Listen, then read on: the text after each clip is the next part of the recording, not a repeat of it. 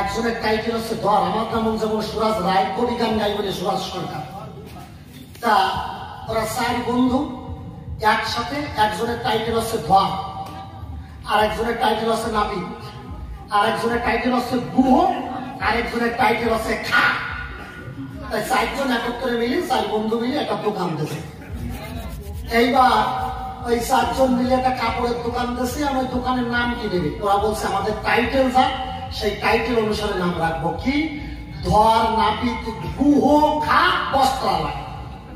এইবার ওই যে ধর নাপিত গুহ খা বস্ত্রালয় যখন দোকানের নাম দিয়েছে, ওই গ্রামে একজন মারাত্মক ফটকা আছে। ও দেখে যে এই দোকানের নাম ধর নাপিত গুহ খা, একজনের টাইটেল গুহ খা। ও কি করেছে, রাত্রের বেলায় যাইয়ে সাদা রং দিয়ে ওই যে ধর নাপিত গুহ খা, ওই হওয়াটা কাটিয়ে দিয়ে চলে আসে।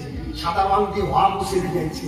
তাহলে সাদা রং দিয়ে যদি গুহ হওয়া যদি মুছে দেওয়া হয়, তাহলে কি হয়? ধর নাপিত গু খা, তাই হয় না?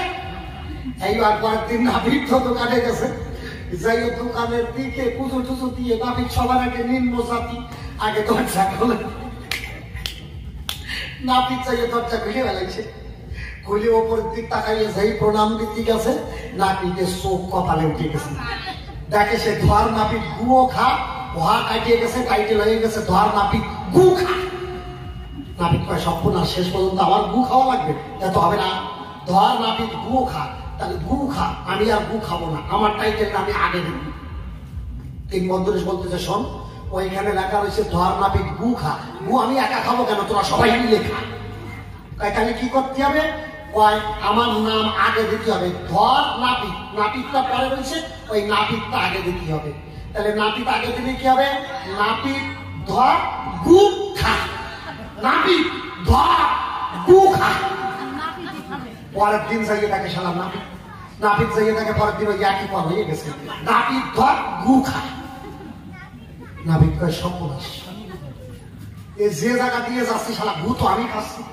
নাপিত কয় তাহলে আমার নাম প্রথমে আছে, সবাই শেষে দিতে হবে। ঠিক আছে, এবার নাপিতের নাম সবাই শেষে দিয়েছে, নাপিত টাইটেল। এইবার কি হয়েছে? ধর গু খা নাপিত। নাপিত কয় শালা মরিছি তো, যে জায়গায় যাচ্ছি গু তো শালা আমি খাচ্ছি।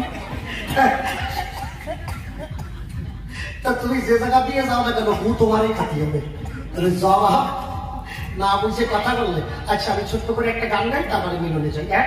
একেবারে মিলন শূন্য গান।